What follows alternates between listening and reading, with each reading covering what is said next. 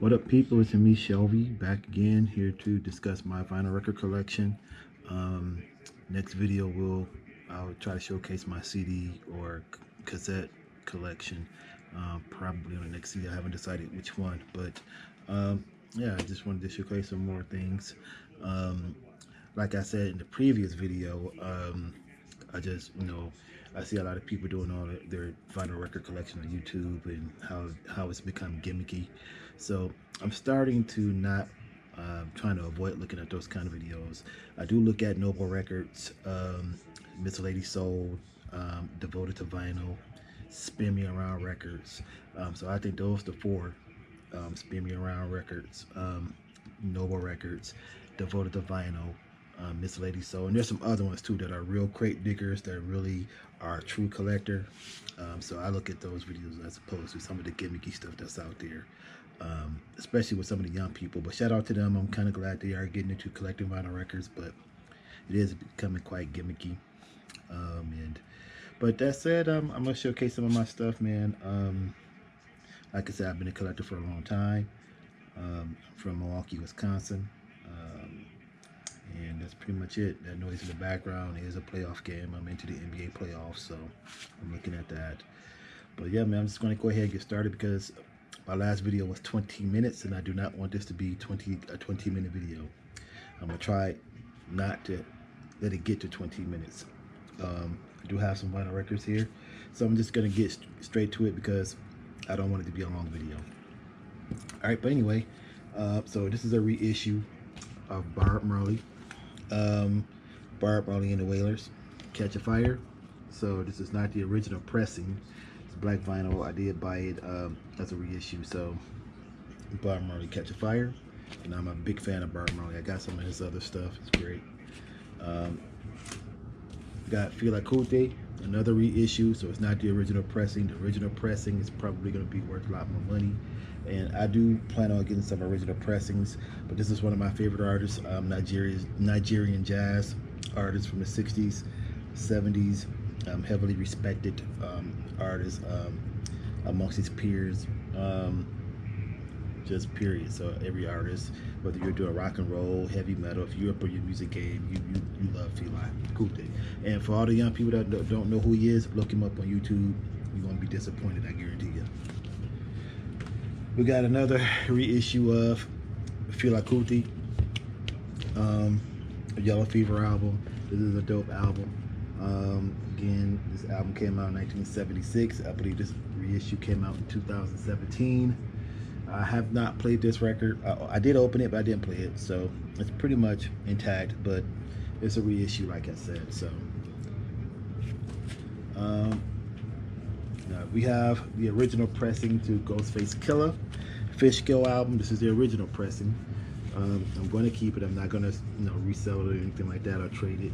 But this is a dope album. One of my favorite albums of the decade between 2000. This album came out in 2005. So between 2000 and 2010, this was one of my favorite. But Supreme Clientele was my favorite of that decade. And then Talib Kweli, High Tech, Reflection Eternal. But this is right there. Lupe Fiasco album was too. That was dope. But this is right there with the Ghostface Killah, Wu-Tang. J. Cole, 2014 Forest Hill Drive. This is a reissue. I haven't opened it yet. This is another reissue copy. This is black vinyl, and I prefer the black vinyl over the color vinyl all day, every day. The color vinyl, although has caught up to the black in some ways, still to me overall, just the tradition of the black vinyl and the sound quality, I still think it still reigns supreme to me. So, but yeah, this is dope album. J. Cole. We got J. Dillo. This is the original pressing right here, so this is not a reissue. Welcome to Detroit. This is one of the dopest albums. In the 2000 era, he was a revolutionary with the beats and samples. He brought out a lot in sampling. So he's heavily respected by his peers, hip-hop producers, artists, R&B singers. Everybody loved J. Dillo. Everybody. And J Dilla Donuts again. This album was pretty. He was on his pretty much was sick, so he had lupus and he was hospitalized while doing this album. And groundbreaking work. There's a lot of songs on here that are instrumentals that he gave to artists to rap over. And Ghostface Killer, he has a song called Walk for Ghost. Ghostface Killer. The Roots rapped over a record on here. So just a lot of stuff on here, man. Just dope. And rest in peace to J Dilla out of Detroit, Michigan. This is Jay-Z's Reasonable Doubt. This is an unofficial release, so this is not the original pressing. And I am going to get the original pressings to this. I am going to get that. I believe the original pressing runs a couple $100. So if you want the original pressing, you're looking probably around $200-300, sometimes $400. But this is an unofficial release, and I bought it for around $50. So yeah, Jay-Z, Reasonable Doubt, first album, and it's a classic. I love this album. We got the Jungle Brothers, JBs. They were pretty much the founders of the Native Tongue movement, and the Native Tongue movement consisted of Jungle Brothers, A Tribe Called Quest, De La Soul, Black Sheep, Moni Love, and Queen Latifah. And then you had the other sub people that were kind of there, but really unofficial members of the Native Tongues, like leaders of the New School and the Beatnuts. But for the most part, it was Jungle Brothers, A Tribe Called Quest, De La Soul, Moni Love, Queen Latifah. Yeah, this is a great debut album, man. Straight Out the Jungle, Black is Black, Jimbrowski, I'll House You. Just a lot of great record songs from this album, man. So it came out in '88, I believe. And shouts out to Jungle Brothers, Africa, Mike, Sammy B, dope album. We got Little Brother Get Back, Fonte, Big Rapper Pooh. This was a dope album. This came out in 2007, I want to say. This is the original pressing. This is not a reissue. This album is hard to find, so you will not find it in the United States because I think they don't press this out anymore at all in terms of vinyl record. The rest of this album, like as far as the vinyl, is over in Europe. It's not in the United States, so you have to pretty much, if you want this album, get it from Europe. And this is a dope album too, man. You gotta go look. If you're a young person, you don't know Little Brother, go look him up on YouTube. You can thank me later. We got Mos Def, Black on Both Sides here. Dope album. This came out in the year 2000. One of my favorite records on here, obviously, is Miss Fat Booty, but he has a couple of others: Hip Hop, Love, Brooklyn. There's a lot of stuff on here, man. Mathematics, Premiere, Maumi. So this was a great debut album from him, and I love this record.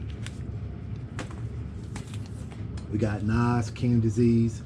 This is a red color vinyl, so it didn't come in black. So this is what I'm talking about as far as like color records, kind of catching up to the black vinyl record over the years. And so this is a case in point.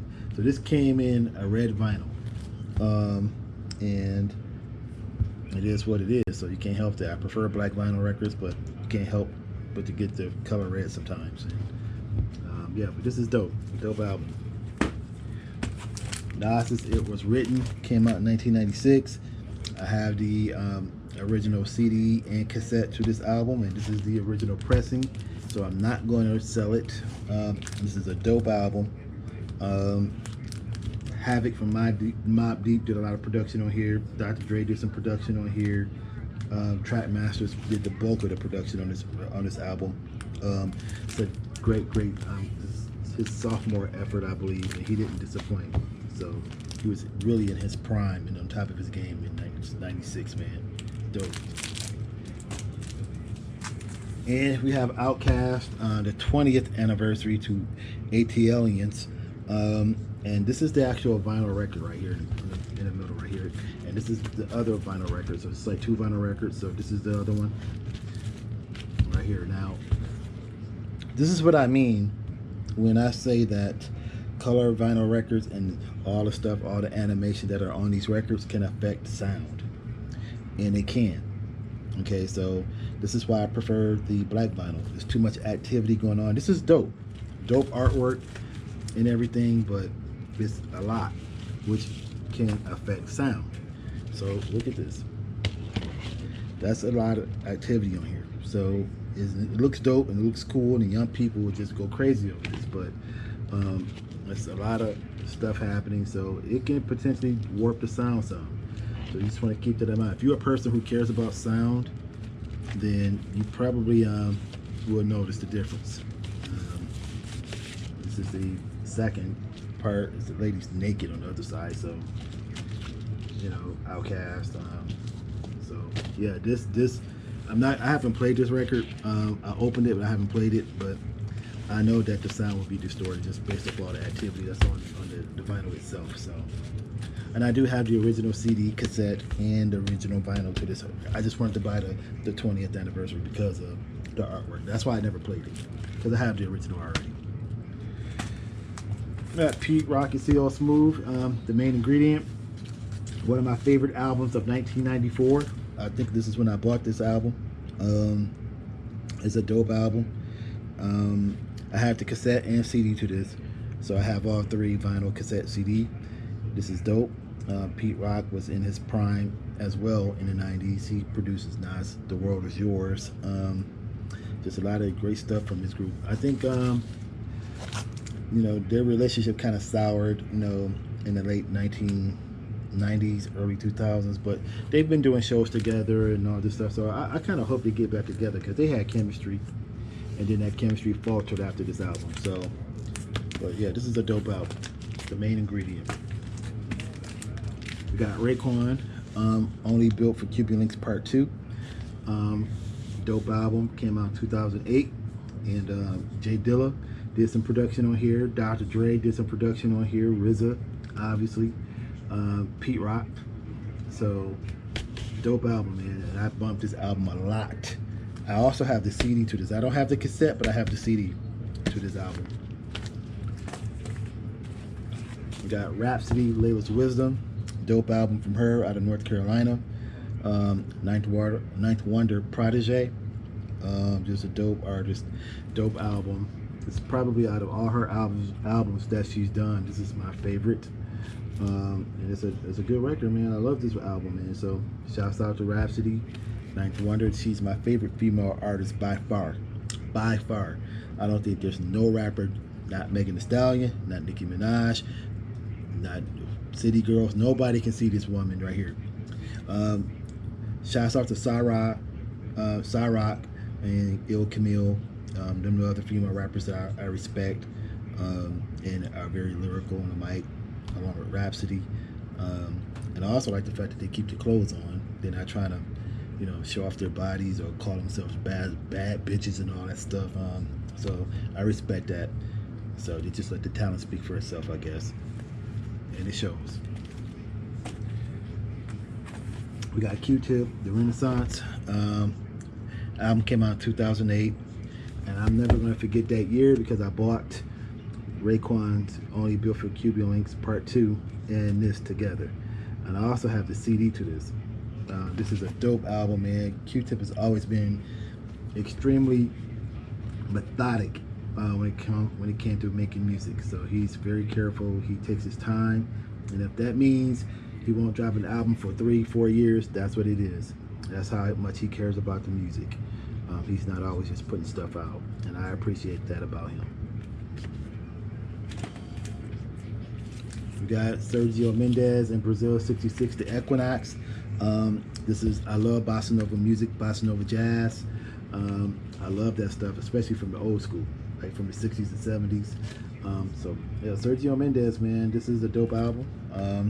I love it.